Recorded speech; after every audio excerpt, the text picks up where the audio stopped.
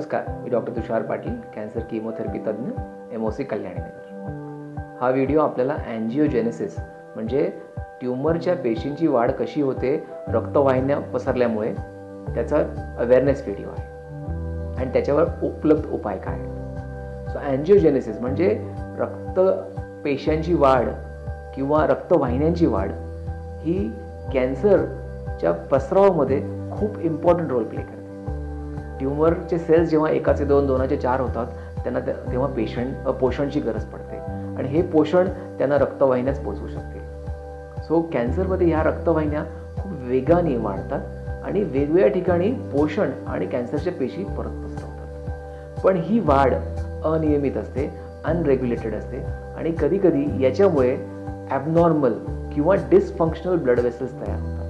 त्याच्यामध्ये लीक्स तयार होतात, कॅपिलरी लीक्स आपण त्यांना म्हणतो, आणि त्यांच्या बेसमेंट मेम्ब्रेन्स किंवा शरीरामधल्या पेशींची जी टाईटनेस असते ती कमी असते। याचाच ॲडव्हान्टेज आपण ट्रीटमेंटमध्ये घेतो। जेव्हा आपण अँटी अँजिओजेनेसिस ट्रीटमेंट, ज्याला आपण टार्गेटेड थेरपी म्हणतो, वापरतो तेव्हा हे सेल्स अजून खराब होतात, यांच्यामधलं जे जंक्शन आहे ते लीक होतं आणि बरोबर पोषण हे कॅन्सरच्या पेशींना पोचू शकत नाही।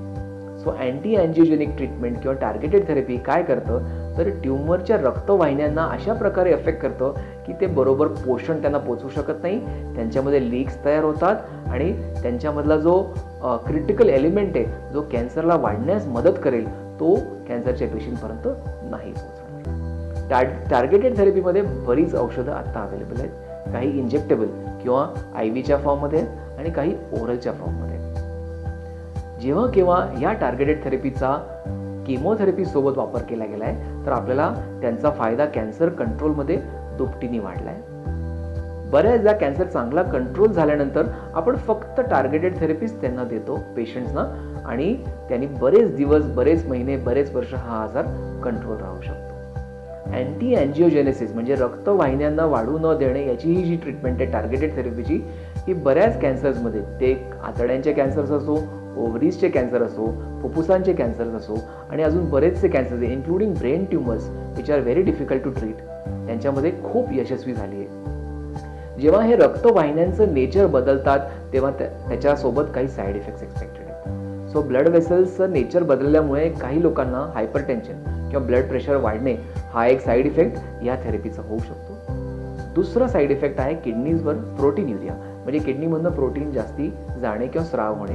तर या दोन्ही साईड इफेक्ट्सला आपल्याला त्यांना मॉनिटर करायला लागतं व्हाईल ऑन ट्रीटमेंट। अदरवाईज ह्या थेरपीज बऱ्यापैकी सेफ आहेत आणि खूप इफेक्टिव्ह आहेत। तुम्हाला या प्रकारची कुठलीही जाणकारी जर हवी असेल तुमच्या पेशंटच्या बाबतीत किंवा आजाराच्या बाबतीत तर तुमच्या तज्ज्ञांचा सल्ला घ्या किंवा खालील आमच्या नंबर्सवर आम्हाला कॉन्टॅक्ट करा। Anti angiogenesis therapy, targeted therapy is a bone in cancer treatment and it has helped in many cancers in improving the results when associated with chemotherapy or as a single drug.